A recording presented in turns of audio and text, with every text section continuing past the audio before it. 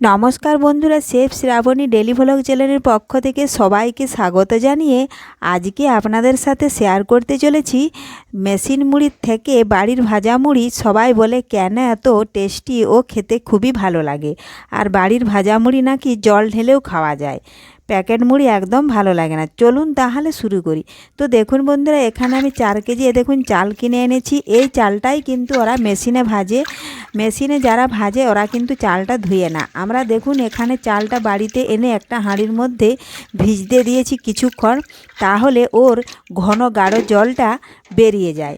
দেখুন বন্ধুরা, আমি বেশি নয় 5 থেকে 10 মিনিট ভিজিয়েছিলাম, কারণ এখন ছোটোবেলা রোদের তেজ সেরকম নেই, এজন্য আমি 5 থেকে 10 মিনিট ভিজিয়েছি। আর দেখুন এর মধ্যেই এইভাবে হাত দিয়ে একটু চটকে চটকে দিলে দেখুন কতটা গাঢ় জল বেরিয়ে যাচ্ছে। ওই গাঢ় ঘন জলটা কিন্তু ফেলে দিতে হবে। দেখুন এইভাবে হাত দিয়ে মাখতে মাখতে দেখুন জলটা কত পুরো বেরোচ্ছে। ওই পুরো জলটা কিন্তু আমরা ফেলে দিই, আর চালটা একদম পরিষ্কার করে নিই। দেখুন একবার ধুয়ে ফেলে দিয়েছি, এবার আবারও ফেলে দিচ্ছি জলটা। একদম যখন পরিষ্কার ফ্রেশ জলটা বেরোবে তখন কিন্তু আর ধোবো না। এ দেখুন দুবার ফেলে দিলাম, এখন আমি আবারও জল দিয়ে দেব।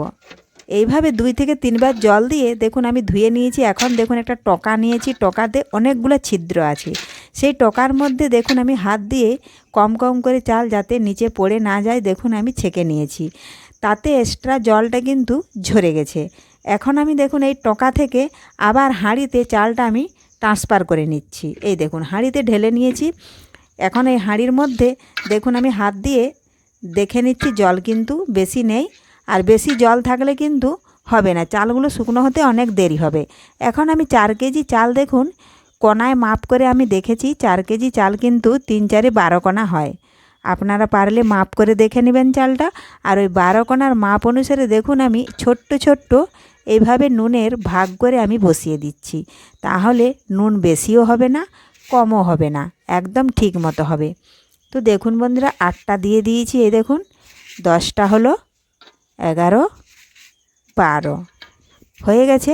এখন কিন্তু আমি হাত দিয়ে বেশ কিছুক্ষণ ধরে চালের সাথে লবণটা মাখিয়ে নেব। এই দেখুন এইভাবে লবণটা মাখতে মাখতে লবণটা যখন গলে যাবে তখন সামান্য ওপর থেকে একটু তেল দিয়ে দেব। দেখুন এইভাবে মেখে নিব। এই দেখুন সাদা তেল আমি কিছুটা দিয়ে দিলাম, 1 থেকে 1.5 চামচ মতো দিলেই হবে। চালের পরিমাণ অনুযায়ী কিন্তু দিতে হবে।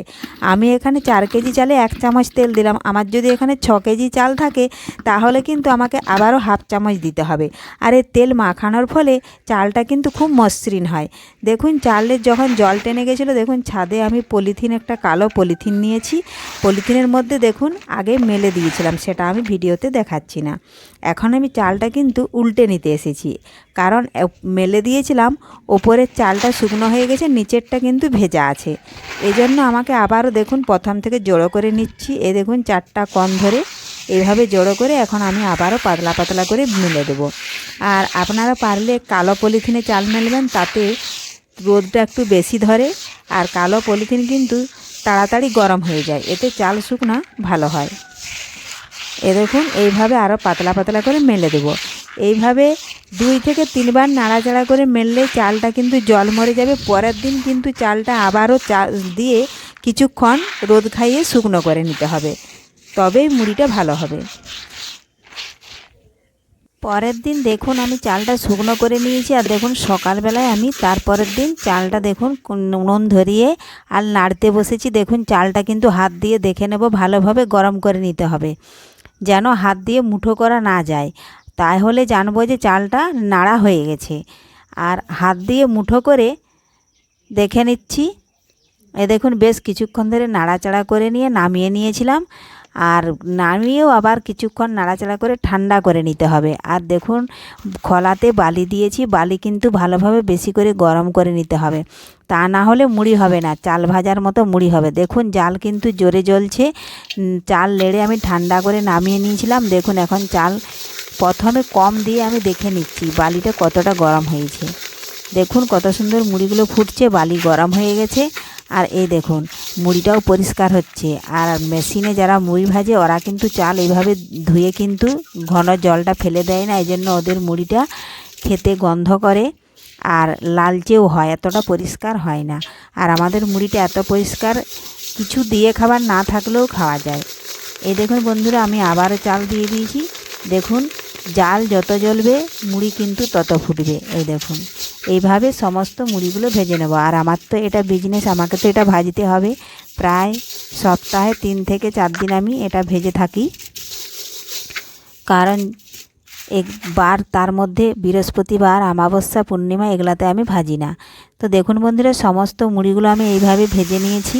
আর এখন আমি চেলে নেব। দেখুন চেলে ডিবাতে আমার মাপ করা আছে, ওই ডিবাতে আমি কুড়িয়ে নিই। তো তারপরে যখন যে নিতে আসে ওই ডিবার মাপ করে কিন্তু আমি ঢেলে দিই, কারণ সব সময় তো আর ফাঁকা সময় থাকে না, তার মধ্যে আবার অন্যান্য কাজ থাকে, এজন্য আমি মেপেই রেখে দিই। তাহলে ওরা আসলেই আমি যখন নিতে আসে আমি ঢেলে দিই। তো দেখুন বন্ধুরা, এখন আমি কুলোর মধ্যে কুড়িয়ে নিচ্ছি। এইভাবে নাড়াচাড়া করলে বালি কুচি সব পড়ে যায়। আর মুড়িগুলো খুব পরিষ্কার, এই জন্য কিন্তু সবাইয়ের এত সুন্দর পছন্দ হয় মুড়িগুলো। এই দেখুন দুটো একটা যদি চোয়া মুড়ি থাকে সেগুলো আমি ফেলে দিই। এটাই হচ্ছে তফাৎ বাড়ির ভাজা মুড়ি আর মেশিন মুড়ি। দেখুন আমি ডিব্বাতে কুড়িয়ে নিয়েছি, এগুলাতে 4 পাই করে ধরে। কেউ যদি নিতে আসে আমি ডিব্বা থেকে তাদেরকে ঢেলে দিই।